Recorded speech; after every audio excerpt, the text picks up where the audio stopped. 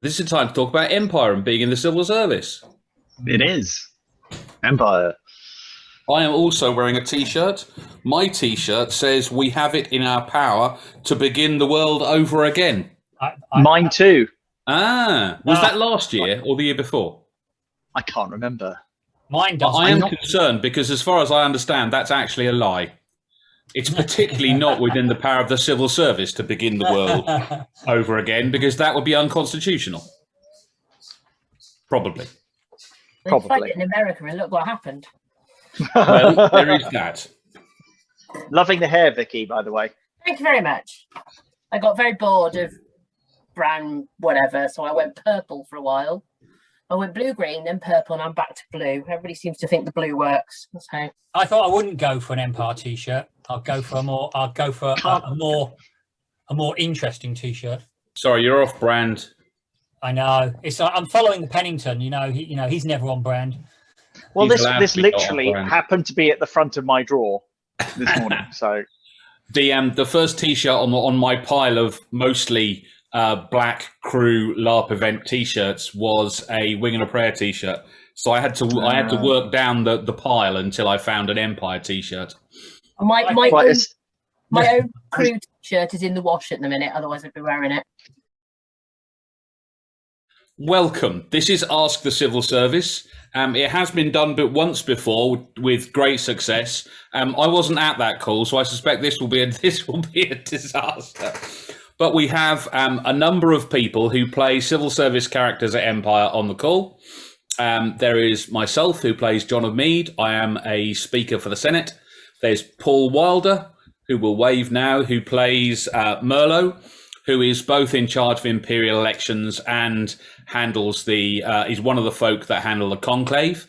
We have Vicky, who is one of the people who work, as far as I can work out, 24-hour shifts at Empire, handling the synod. We have John, who used to be a proper synod civil servant and has now left us to become a magistrate instead. I think he probably thinks that's a promotion. How wrong he is. And I'm sorry about the in-jokes. And Marta, brilliant. We have Eleanor, who plays Marta, who is, I think, the only person that understands everything there is to understand about the Boers. I do my best. Thank you. What we're going to do is we have some questions, some that I've come up with and some that folk primed us with on the Empire group. We're going to ask the folk present to answer those questions. It's all out of character. We're not trying to role play our characters.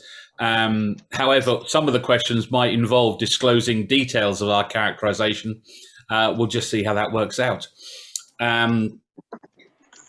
So, as a nice, easy starter, for those of us, and I've posted these questions up in advance, so I think some of the civil service who are as addicted to Facebook as I am might have noticed these questions coming up on the civil service group.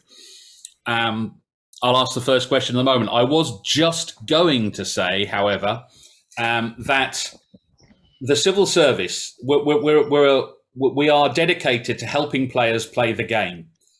We are not here to tell you what to do, but we are here to help you by explaining how you might do it. However, like any civil service, we are riven with dreadful in-jokes and the sort of team spirit comments that keep us sane while we are working quite hard. And one of those is a pony requisition form. Hence, the password for this channel, for this Zoom call, is pony form. The idea is, the idea is that once upon a time, the civil service could enable people to requisition ponies so that they could ride across the Empire with messages or other bits of documentation that the Empire needed to get to places that you couldn't get to really easily by just wandering up a trod or through a sentinel gate. And the idea is that civil servants would use the pony requisition form to ask for a pony in those situations. In these times, of course, there are no ponies, there are no horses, there are no quadrupeds that people ride at great speed. So the pony requisition form is an entirely useless piece of paperwork.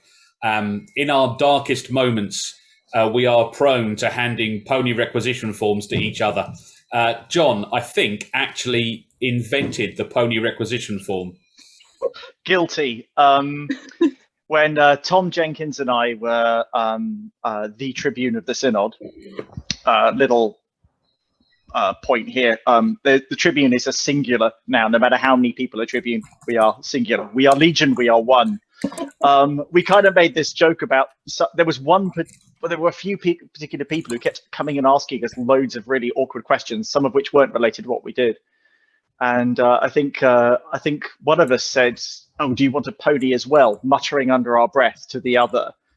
And I had this idea, hang on, and I drew up an Imperial Steed requisition form with lots of options on it for different kinds of steeds and so on and so forth, and printed off a few and stuck them in the folder. And it became pony requisition form. And occasionally we'd, in darker moments, we'd turn to one and say, "Fetch me a PRF," just because we had somebody. And I must say, our players are a delight. But, those stressful times when you're going, "Oh, God, I just want a cup of tea," and somebody's asked you for the 10th time whether they can have another judgment sheet because they've made a mess of the last one. You kind of, yeah. So you fill out a pony requisition form instead of working like you should be. Mentally, many times. This is interesting, actually, because it does, it brings to mind one of the questions which I thought folk might ask. Kate's given us a question in the chat as well, which we will come up to in a bit.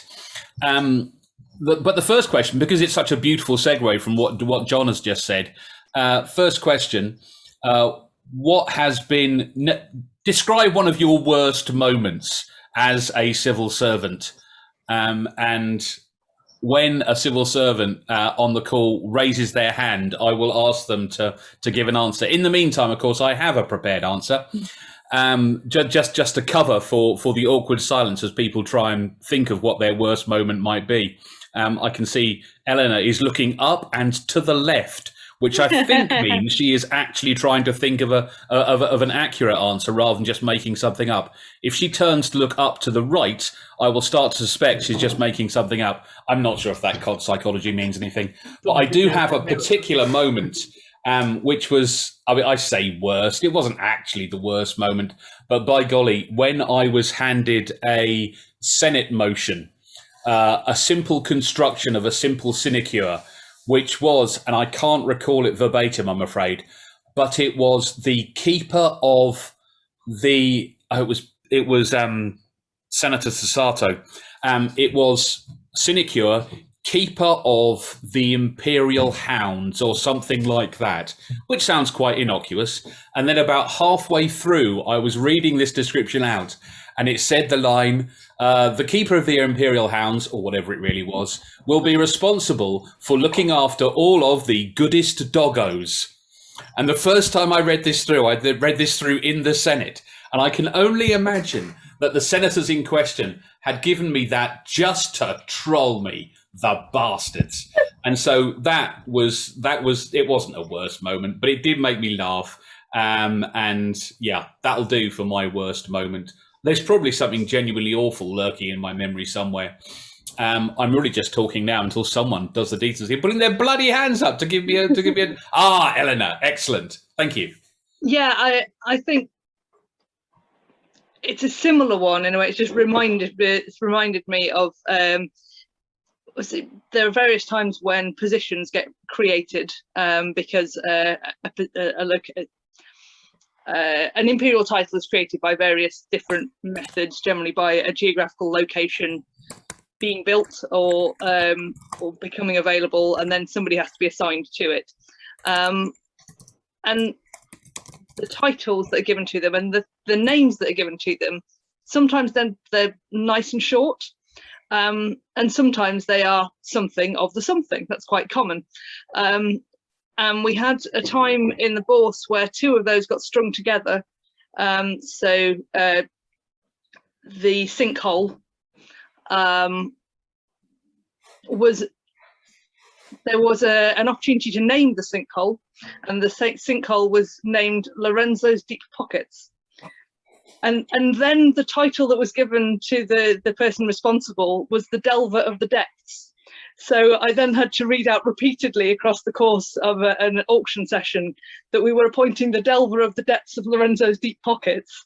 And after the fourth or fifth time of saying that, that was just before Nora joined us as our wonderful auctioneer. So I was covering on that particular occasion all the reading out and all the writing down.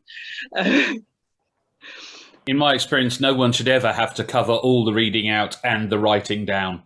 If I had genuine worst moments, it would be when, for some reason or other, there was only one speaker. And so the speaker had to do all the recording of the results and all the reading things down. And that actually becomes quite difficult, he says, with wild staring eyes. Vicky, I think, has a hand up, and so does Paul. Vicky? No, I don't. I'm just... Paul? Well, actually, thinking of what Eleanor's been talking about there, I was going to say that my worst moment or moments was obviously the interminable hours in the early years of doing Conclave, supporting our colleague Master Everwatch, or James as his real name is. But actual fact, I think my worst moment actually came years after we'd started doing Conclave, when I had to take over from James because he wasn't going to make it for an event. So I had to run the Conclave from the Civil Services point of view. And of course, I made hash after hash of character names in all of the different declarations, to the great amusement of the roughly 100 mages present in the marquee at the time. And some of them have not let me forget it since, it has to be said. This is why in the Senate I refer to people by their territory or their title, because there's inevitably there are fewer territories and titles than there are individuals. I had to really concentrate to answer a question that will come up later. We got a question from Pip, who was actually... John, have you got a worst moment answer? I was just going to say, yeah, so there's IC and there's OC.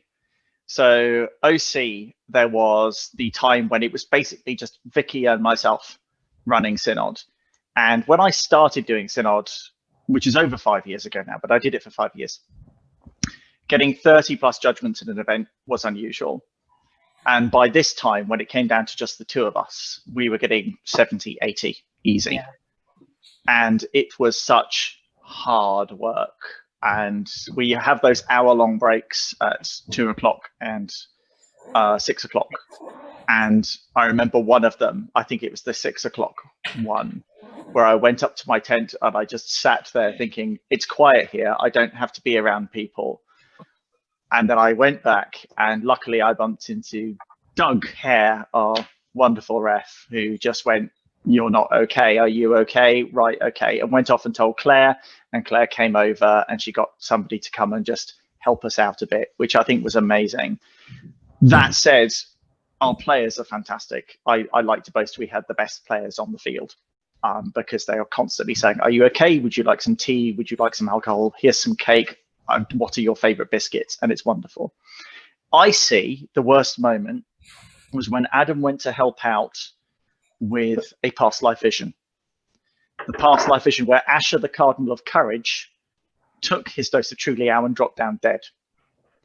Now, Adam hasn't had bad luck in the past in going and helping out with past life visions, like the time when he was guiding the visionary and the guide priest back to the synod, back to the hub, and the guide priest just turned on the visionary and started beating him with a stick. And Adam didn't have any weapons and had to step in the way, and therefore got clubbed to the ground with a stick, and so on. So he really, in hindsight, shouldn't have gone. But now Adam doesn't do past life visions because it was just a terrible moment for him. He just went, "Well, I'll go back again and do it again. Oh, look, the Cardinal of Courage is dead." It was pretty harrowing. Yeah. Okay, that is a genuinely worse moment. I've got an actual question from someone on the call. Pip says, "Were you guys originally players?" I'll answer. Oh, Vic. Well, I was about to say I haven't answered the previous one, so I'll do this. And yes, I was. I started playing back at the very first Empire as a player, with other half, then very small child, now not so small child, because after Maelstrom it was a family event and we came along over in the marches, carried on playing. My other half doesn't play anymore, or very, very little. And my son decided he wanted to go off and fight a lot. And I was getting actually quite bored in the field with not a great amount to do. So I thought, right, okay. And I knew John from other systems. And I was chatting to him I think in the lunch queue or on a break or something. And I said, oh, if you've got anything going that just needs a bit of a handout, just come. And I came along to the next event and never left. I came along to be a civil servant floating around the hub doing any job that was needed to find a place to be, started in the synod and never left. I think I'm right in saying that the synod both has and also needs a bigger crew than the rest of the houses. Yeah. I mean, certainly in the Senate and the Bourse, two is perfectly fair. In the conclave, I think there's generally 3 of you in the conclave, which sounds quite sensible. I think you could probably do with 2 people as election overseers, but no one's managed to make that stick. Have to work with me. Well, I wasn't. You have to run around the field a lot is what you have to do. You spend your entire time, as far as I can see, running around the field trying to find the people who are interested in being elected or are part of the constituents who should handle the election. It is actually quite tough. And then the military council. Notes for people trying to find him. Yeah, that is true. Yes, in the hub we spend a lot of our time. But going so back to where you guys originally play. So Vicky was. I started at Empire. I started as an NPC. I was one of the folk who wrote some of the background, and there were five Imperial houses to crew with NPCs. And I put my hand up for the Senate because it sounded like the easiest one. I stand by that decision. I think I've been right ever since, even though there's been an increasing amount of paperwork because someone else does all the paperwork. So really, I don't do an awful lot at Empire events anymore, which I find very satisfactory. I should probably try and help find someone to help Amy out because Amy does an awful lot of work and she probably needs someone to help her. Eleanor. I have always been crew, but I didn't join the civil service until 2 hours before time in at E1. I originally joined the crew to help with not so much the academy itself, but making sure that the game would function as an all-age setting, that we could make that aspiration reality.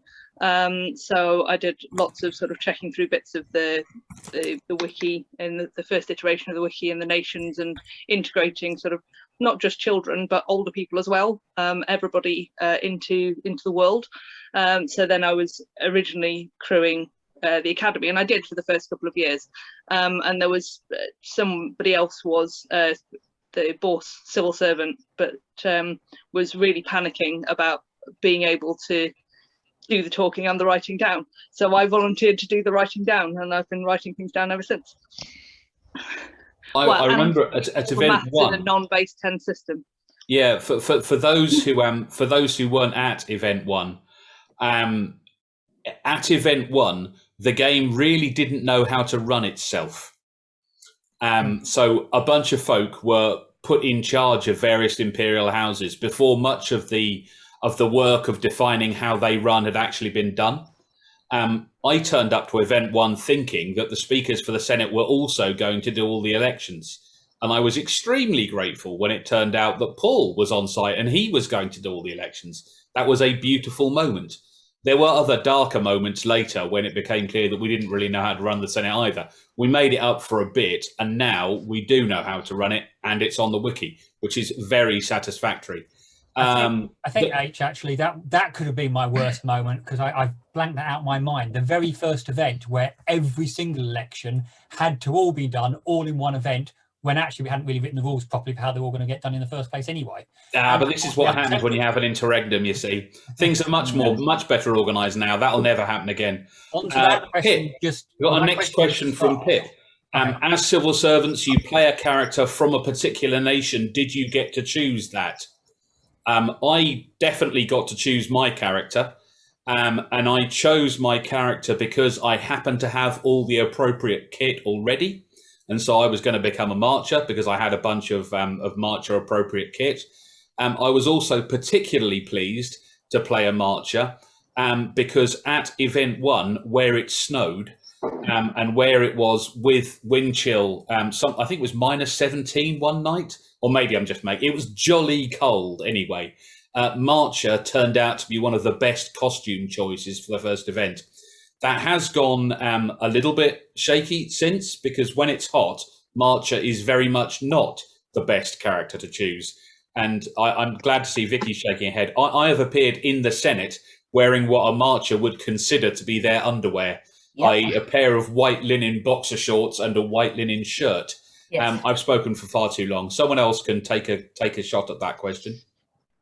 I might as well, if that's okay. Thank you. So briefly picking up from the last question as well, I started at Empire after it had been going a couple of years. I considered coming along, but I've hummed and hard.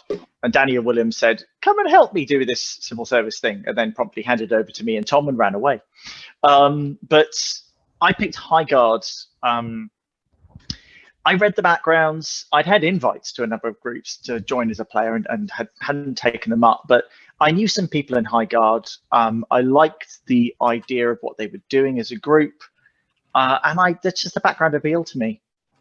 So that's what I picked, really, and I think it worked quite well. I got a great outfit, plugging Eleanor Orton of Orton Originals. That costume served me well for 5 years. Unfortunately, it's shrunk a little bit in the wash. So there you go. Not shrunk over the pandemic, happily. But I've really enjoyed one of the greater lies on this call so far. Sorry. How very dare! How abuse very of the dare! powers of the chair. Order. Order, yes, indeed, yes. Yes. Yeah. So I got to pick. We get to pick, and I'm very glad I picked High Guard. I really enjoy it. Got a question from Jared. Question for the Boar Civil Service. What's the most memorable item you've seen put up for public auction? If you can't instantly answer that question, then I've got something, but it's your department. I think what I find interesting actually is when we have things submitted for the auction, sometimes the things that you think will be interesting turn out to be a wet fish on the floor of the auction, and the things that get more interest are things that maybe you wouldn't have thought. Obviously anything that's claimed to have historical interest, that always gets a lot of interest. But I think probably one of my favourites, certainly from the last couple of years, was somebody who was selling what they were claiming was shards of the Black Plateau in a jar. It was just some little bits, obsidian chips, and everybody knew that it wasn't, because they could see that it didn't have a ribbon on it, but everybody played along. There was like utter fear and like excess reaction in the room, and people just quickly double checking with me sort of out of character. It's like, can I do magic on this sort of detect magic? It's like, yeah, absolutely, you can check it out as much as you and react accordingly. I'll tell you now, there is nothing to detect, but react accordingly. Well, but you say that, but what that clearly means is that the item is so powerful that it cannot be detected using magical means. I mean, that's the only explanation for a ref telling you nothing detected, surely. Yeah. I've got I didn't promise myself that I wouldn't mention a book called All for Anvil during this session. I am very proud that it's taken me 28 minutes before I did it. I had money on 20. 28, eh? Was that? I had money on 20. So so I'm doing all right. An item that was personally memorable, and I think there's probably a general principle here, which is because the public auction is the place where all the very, very richest people in the empire go. If you can make something that has some resonance to a particular individual, you can really, as a character, accrue an absurd amount of money very quickly just by targeting something quite precisely. My son had the idea of writing adventure books based in the Empire setting. He wrote a book called Adventures in Anvil, and then he wrote a sequel called Back at Anvil. And we made. They're normally sold for crowns, and they're quite popular, and it's very pleasing to have the role player people when you're selling them.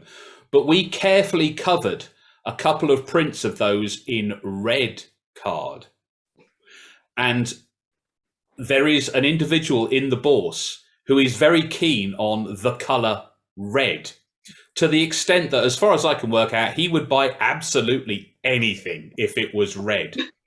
And the look on my son's face when we got back, when we went to see Eleanor's character Marta after the auction and asked how much the red covered books had gone for, and it was either 6.5 or 7.5 thrones. Yeah, it was 7.5 thrones.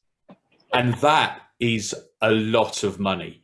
And making things that resonate and putting them in the public auction is an incredible way of making a shed load of cash real fast. We have another question. Marcha B says, can people join the civil service IC? My teen son is interested in politics, and someone suggests this might be a good way to get to know things as a newbie. He'd also like to know if he gets paid IC money for it. Obviously, the civil service do get paid for their work.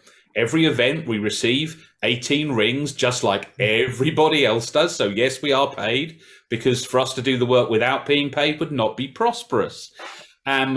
People can't join the civil service IC. I said to myself earlier on this call that I would never give an answer to a game mechanic unless I was absolutely certain. I am absolutely certain you can't join the civil service IC, and I'm delighted to see that there's at least 2 of the other civil servants here are nodding, which means I'm probably not only convinced but also right. What you can do is you can hang around the hub. Absolutely, feel free to hang around the hub and get to know how things work by hanging around the hub. If you want to understand politics, hanging around the Senate is a good way of doing that as well.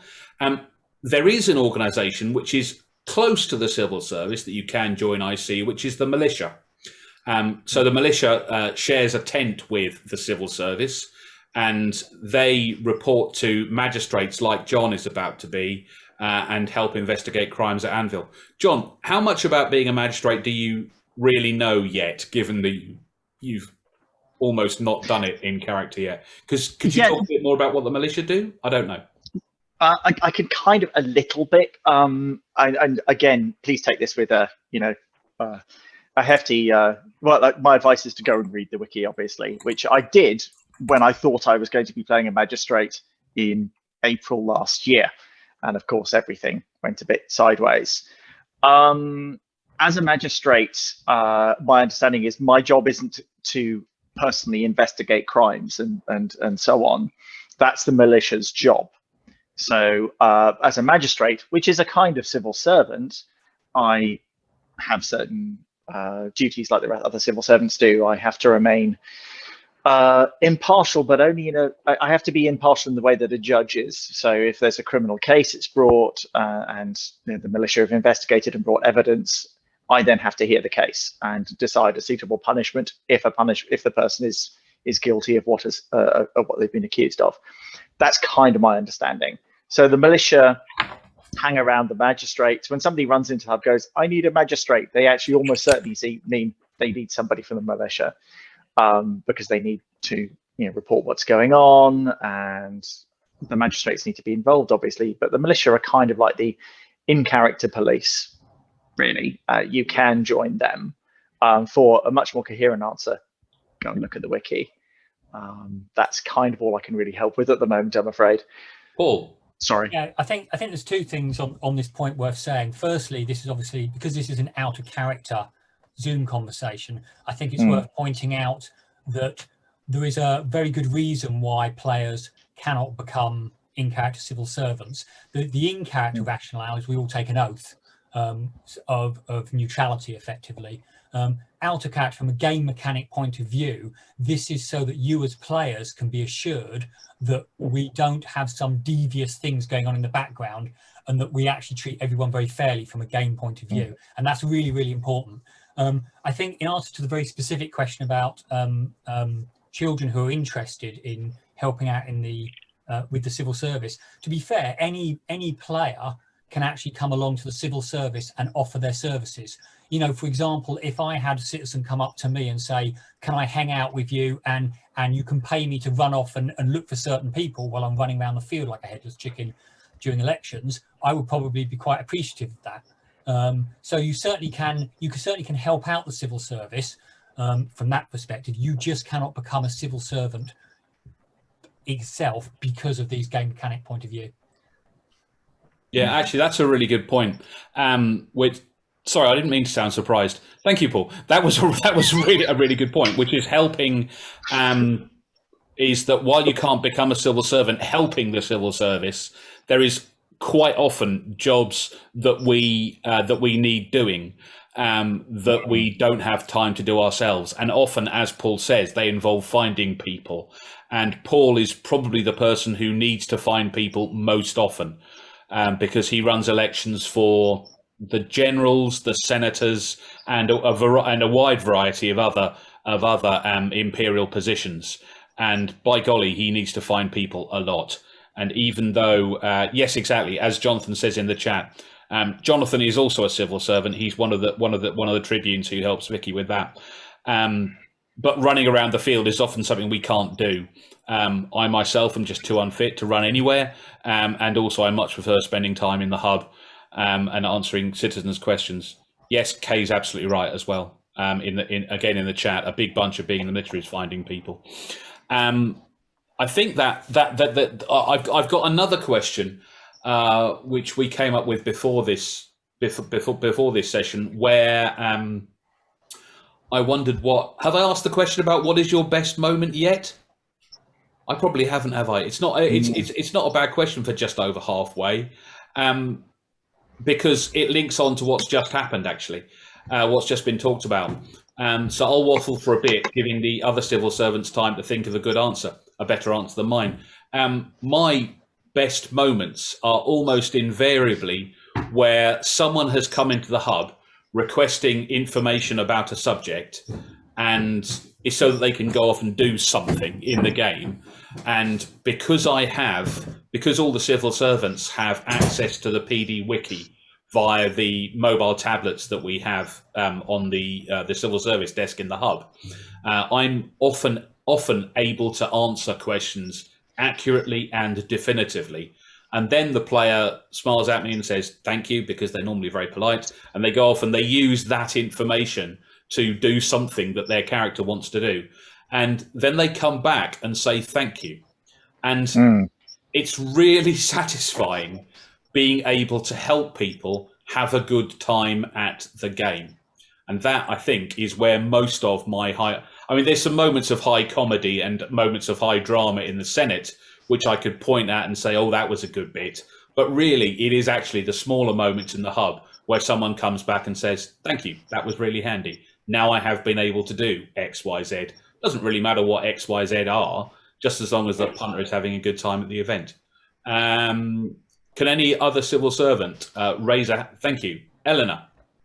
I think my favourite moments, particularly playing a civil servant who is supposed to be absolutely professional and is spending in character, spending all of their life doing this stuff as a dedicated servant of the Empire, but actually obviously we're there sort of for 3 days, 4 times a year.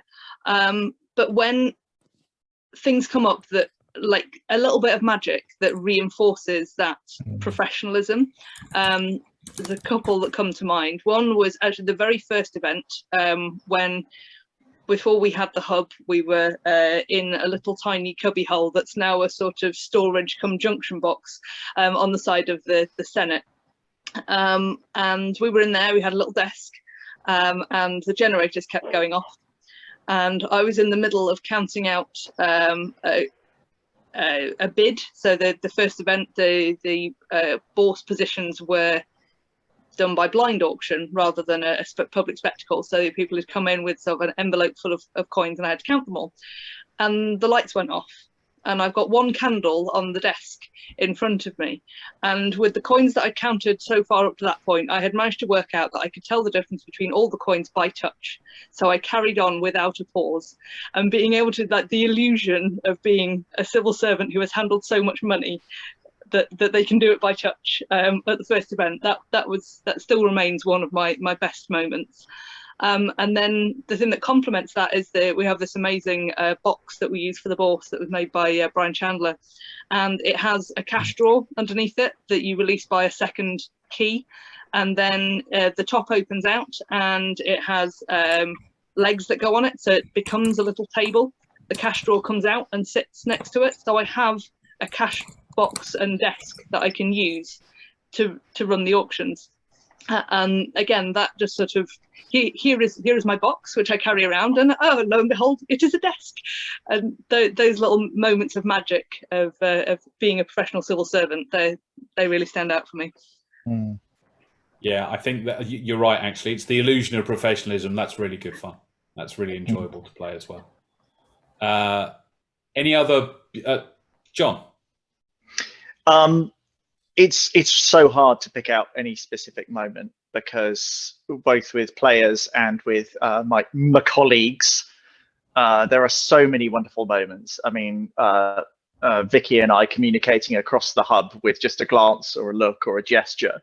So it's just been a joy to work with you, Vicky, and you know, all the other members of the civil service, and those little moments we have, as you say, Eleanor, creating that sort of I wouldn't say it's the illusion of professionalism, because it is. We are being so professional in the way that we're doing things, and we just mesh together. And I love the fact that there is a very strict OC organization and mechanisms, but we've managed to create an IC mechanism that sits over the top of it, about, you know, between the players and the abstraction layer, and creates these wonderful moments. And from my point of view, as being a member of the Tribune for so long, one of the little bits of theatre which I am going to miss so much is announcing the results of the judgments at the end of the of each.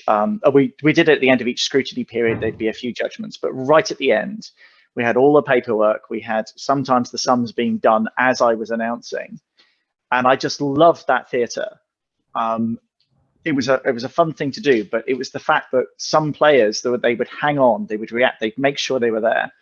And I remember on one occasion announcing the result of a judgment, and somebody in the crowd, as soon as I announced judgment upheld, they shouted "yes" and ran out of the tent at a sprint. Obviously, it was very important to them, and that's kind of the thing that really kind of made me live for those. I just lived for those moments. It was just so much. All the hard work was worth it for those moments. Actually, you know, now I think about this question, there are so many brilliant moments. It's actually really hard to answer what the best one was. I don't think there is just one. There's just a collection of pops of memories of things. Yeah. It's things like where within the synod, you have to get a greater majority of the General Assembly. So you've got to get 50% of all the votes on site plus one. And where people got to do it. So the excommunication of 2 or 3, God, names have now escaped me. It was an excommunication of 2 or 3 people, and they had they had to get a greater majority, and it was just streams of people coming in, and they managed it. And then 2, maybe 3 events later, we had 2 recommunications. So those particular players spent their entire weekend just hovering over my shoulder, looking at the running totals and asking me to do very quick mental maths to give them an idea of just how far off they were than the magic number they needed to be connected back up again, IC. So we have a better name for it now than recommunication. I forget what it is, but it's on the wiki. But yeah, to reverse an excommunication, that was quite a moment, wasn't it? Clearly, someone needs to go on a wiki and find out exactly what that new name is. I've just been recalling some of the magnificent moments, and as I say, there are so many. The one though that is worth mentioning, because it's just like it's a sort of an extension of what Eleanor was talking about professionalism, is when the Empress of Flowers was crowned.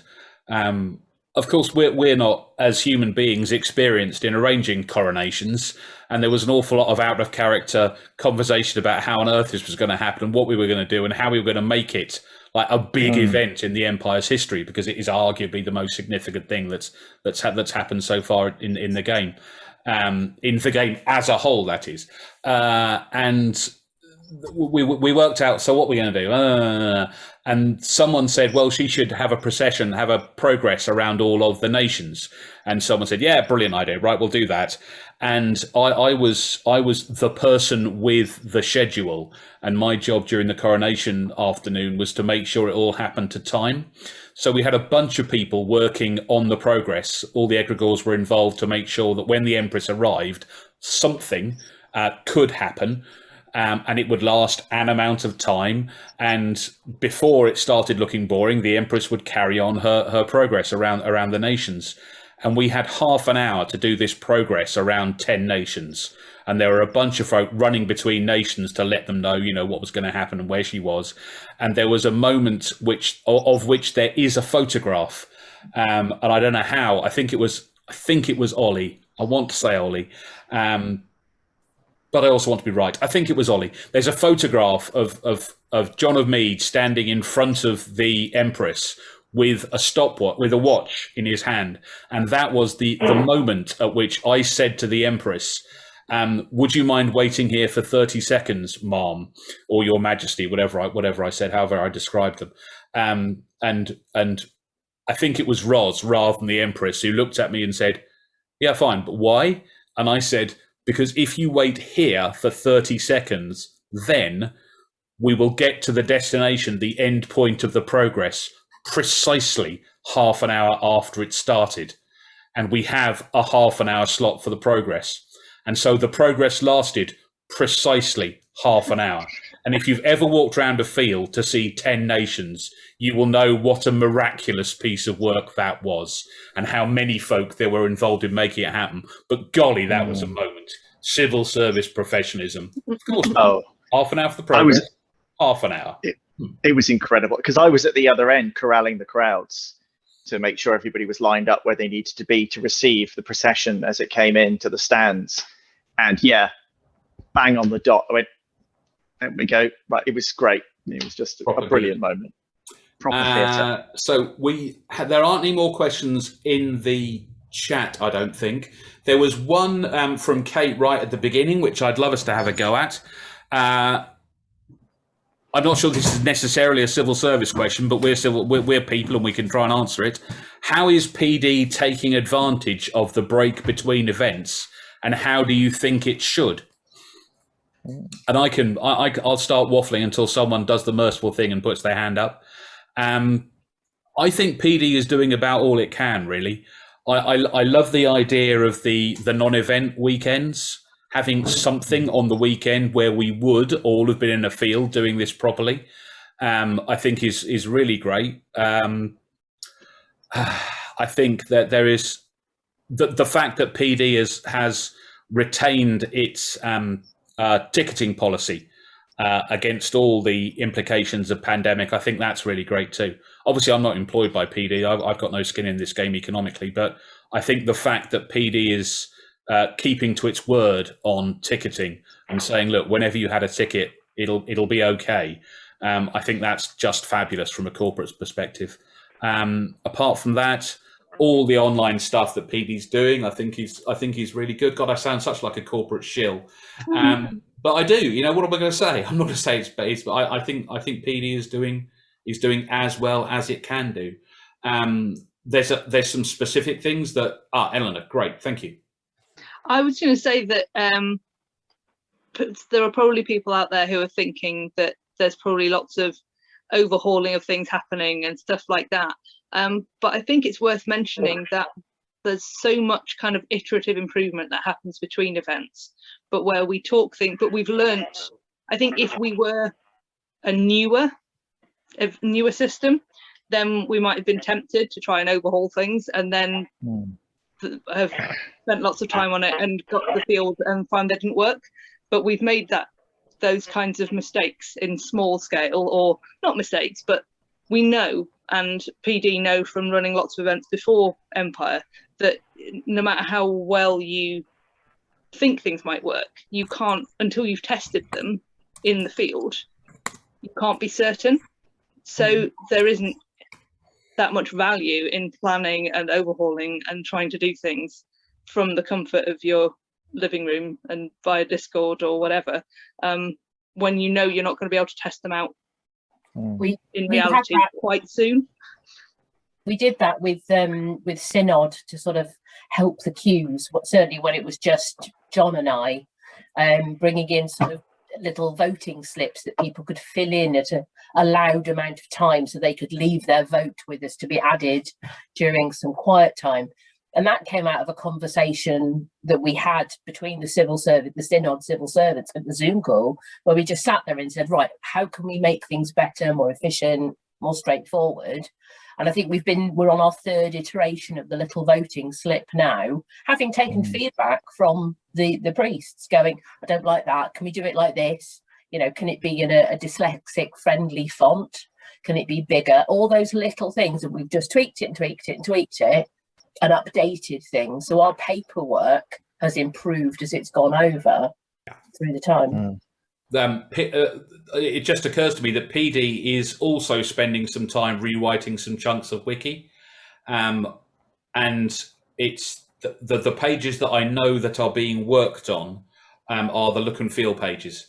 So there's quite a lot of effort going into that at the moment, and that effort, because it's being done during the long dark or whatever you want to call it, it's being done with considerably greater finesse and care than it would be if we had events to run as well. So I'm looking forward to seeing those new pages. John? Yeah, I was just going to say, any improvements to accessibility that could be made would be brilliant. I mean, it starts with making sure that fonts used on IC forms are actually clear rather than fancy, that they are of a good size so you can write clearly on them, because, you know, you're in the hub, the lighting isn't terribly good, you're trying to read a sheet pinned to a wall, you know, and somebody's written out by hand, so that's bad enough sometimes, because, you know, handwriting can be hard to read, especially, you know, for people with any kind of visual impairment. And, you know, the lighting's not good, the wall is swaying in the wind a little bit. So I think any kind of work that could be done to improve accessibility would be fantastic. And I think that's something which could be worked on, and I'm glad to hear that some of it is. In terms of more practical things, in terms of accessibility in the field, it's a little difficult because, of course, you know, we're in a field. It's hard to make that easy for everybody to deal with. I mean, I remember one very sad occasion where somebody came down to raise a judgment of rewarding too late. They wanted to raise it after, you know, basically after 2 hours had already gone by on the Sunday morning, and it just wasn't possible for them to do because they hadn't been able to get to the hub because they've been, you know, unable to do that for physical reasons. And that really made me very sad. I was very sad about that because we couldn't do it for them. There were many logistical reasons we couldn't do that. So thinking of ways to make not just the content, but also the experience in the field as accessible for as many people as possible would be a great thing to do, I think. Yeah, so I'm glad to see that Matt's been doing some of that. I didn't realize he'd been doing some talking with the disability group. That's really cool. That is really good. I think there is something which moves over from my professional life, is a comment that somebody somewhere made, which says that, oh no, that's going too far into work. I'll have that conversation later on, because we've got 7 minutes to go. Oh goodness! I know, right? It's like hours just rush past. There's one beautiful question here, which I'm very keen on getting good answers to. Exactly. So what is the civil service favourite tipple so a grateful citizen can reward results? Well, as is customary, I will start waffling. Someone please put their hands up. Somewhat No, I don't drink during events until I finish work. So I don't have favourite tipples during events. I finish work at either at 11 o'clock or near offer most nights, and during the day I just don't drink. I used to drink a lot at LARP events, and even when I was in other NPC positions I would drink, and now I just don't. And this links, I guess, into the sort of professionalism conversation, which is I've got a job to do. I can't drink during the day. What I can do, of course, is eat cake and other savoury snack foods. And it is delightful when such things arrive at the hub rather than you have to go out and get them, because going out and get them takes up valuable answering citizens' questions time. So stuff that arrives in the hub is always welcome. It doesn't necessarily have to be booze. That said, I bet you that other civil servants have got answers to the booze question. And I think that's a finger from Paul. Yeah, I mean, I'm in two minds about this because I get very guilty about players actually giving us things as a reward. You know, we don't do this job to get a reward from players specifically like that, and I get very guilty personally about when they're giving us stuff that they have made themselves or that they have brought along that they could be giving to other players, when we have our own. You know, we're very lucky as staff. We have our own area that we can get refreshments from when we get time to do it, or we can get stuff brought to us. So I kind of feel very guilty when stuff is brought along. Having said that, I guess I do like when people put things in the hub that any of us can then have as well, you know, rather than one specific person. Like you, Harry, of course, I don't drink because I've got a job to do, and basically alcohol will just slow me down. So I try not to drink during events as much as possible. We do have some lovely synod people who make us cake, but they ask us before the event, and they've made cake to sell and whatever, and then they make one on the side deliberately for us. Oh, told you our players are the best. Right, I'm definitely going to have a word with the senators.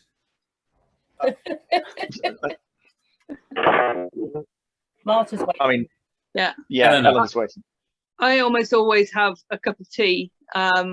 If I don't have a pencil in my hand, I've got a cup of tea in my hand, and that's the thing that players can give, which it comes similar to that, asking if there's anything they can help with, coming and checking and asking me if I've got a cup of tea, or all of us asking, would you like a cup of tea? Can I be a runner for you and get you a cup of tea, cup of coffee, cold drink? We do tend to have a stash of like cold drinks and snacks in the hub that we can just grab, but it's that going to get a cup of tea that can be quite difficult to fit in. Yeah, and the other that thing is that's super much more welcome than an offer of booze is an invitation to come and join you in your camp when we've got off work. I would absolutely love to. So I do. There are people that I know already, and that are in character sort of connections, and that being able to go at the end of the day, I've finished work, and rather than just going and collapsing somewhere, being able to positively, actually, I'm going to go and see if these people are in their camp, particularly campfires with stories and music, not the organised kind of event type things, but just knowing that there are places you are welcome and will be welcomed as a citizen who is off duty now. That's much more welcome than an offer of bring me a drink. That's a really, really astute point, because one of the things as civil servants we don't get is a group to call our own often. And there are some of us who have close to that. I mean, Vicky's got close to a marchers group, even though he's much too big to be. He's probably two groups on his own now. But Vicky has contacts in the marches. Others of us have contacts in other places. But there are certainly some civil servants who are basically individuals. And invitations to those folk would be really welcome. That's very clever. We've only got 2 minutes left, and John had his finger in the air.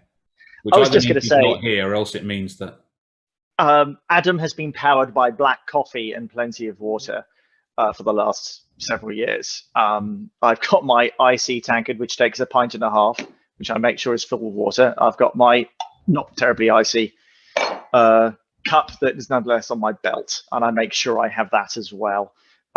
So you know, I mean, if somebody wants to, great hats. If somebody wants to bring me a black coffee or a flat white from the Nice Coffee people, that is always very welcome. But our players are great. They're lovely people. We really, really enjoy helping you out. Yes, I do like a pint of beer after work in the hub, but or in the bar. But you know, it's not expected at all. No, certainly not. There was one supplement to this question, which was something like, "Don't those get declared as gifts too," or something? Because in character we've sworn oaths of neutrality. Out of character, we are NPCs. We are neutral. No, there is no requirement for us to declare gifts. I started that page as a joke one afternoon, and it wasn't linked from anywhere on the wiki at all. But as well as our players being lovely in bringing us cake and tea and all the other things that make our lives worth living, what they also do is they watch really carefully at what's happening on the wiki. And someone caught the fact that I'd written this page, and now it's common knowledge that there is a page for civil service gifts. And every now and again, I remember to declare a gift on there. Yeah, exactly. Yes. It is stroke on 4 o'clock. I thought this would last an hour. I've had a really good time, actually. It's great just to hang out with folk. To see people. Even though it isn't like the best of situations. The best of situations would be a field near Silverstone. But there it is. Yeah. Here we are. This is what we can do for now. And I look forward to Matt announcing what's going to happen to the next event, whenever that might be. Who knows? So thanks really very much for taking an hour out of your afternoons, either to ask or answer questions. Really appreciate it. I'll see you in the field sometime.